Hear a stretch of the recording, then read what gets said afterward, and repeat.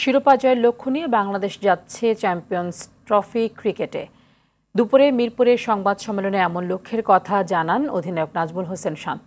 দলের প্রতিটি ক্রিকেটারের সক্ষমতার উপর আস্থা আছে জানিয়ে শান্ত বলেন, সবারই লক্ষ্য এক ও অভিন্ন। দলও সেভাবেই মেহনত করছে বলেও জানান তিনি। আরও জানাচ্ছেন আতিকুল ইসলাম শাকিল। চ্যাম্পিয়ন্স ট্রফিতে খেলতে বৃহস্পতিবার রাতে দেশ ছাড়বে বাংলাদেশ দল। তাই যাওয়ার আগে বুধবার দলের সার্বিক অবস্থা জানাতে সংবাদ সম্মেলনে আসেন অধিনায়ক নাজমুল হোসেন শান্ত।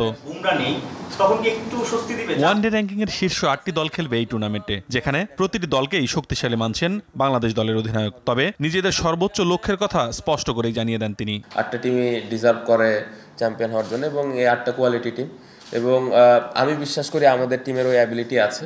আমাদের রিজিকে আল্লাহ কি লিখে রেখেছেন আমরা জানি না, বাট আমার কাছে মনে হয় যে আমরা ওইভাবে মেহনত করতেছি, ওই আমাদের অনেস্টির সাথে আমরা কাজ করছি এবং প্রত্যেকটা প্লেয়ার বিশ্বাস করি যে আমরা ওই আমাদের যে লক্ষ্য ওই লক্ষ্যে পৌঁছাতে পারবো। ভালো করতে দলে আছে যেমন নাহিদ রানা, পারভেজ হোসেনের মতো প্রতিভাবান নবীন ক্রিকেটার, তেমনই আছে রিয়াদ মুশফিকের মতো বিশ্ব ক্রিকেটে বর্তমানের অভিজ্ঞতম 2 ক্রিকেটারও। অধিনায়কের আশা, অভিজ্ঞরা গাইড করে নবীনদের থেকে সেরা ফলটাই বের করে আনবে, আর সেখানেই এগিয়ে থাকবে বাংলাদেশ।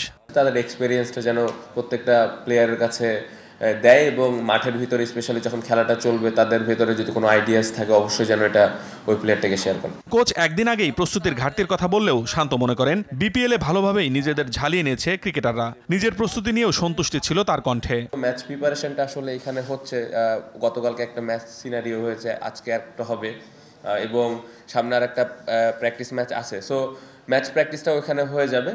আর এই ফরম্যাটটা তো আমরা ছোটবেলা থেকে অনেক খেলি, সো অ্যাডজাস্টমেন্টের খুব একটা প্রবলেম হয় না। বাংলাদেশের গ্রুপের 3 প্রতিপক্ষকে কঠিন মনে করছেন শান্ত, তবে 20 তারিখে ভারতের বিপক্ষে জয় দিয়ে টুর্নামেন্টে নিজেদের এগিয়ে রাখতে চান বাংলাদেশ অধিনায়ক।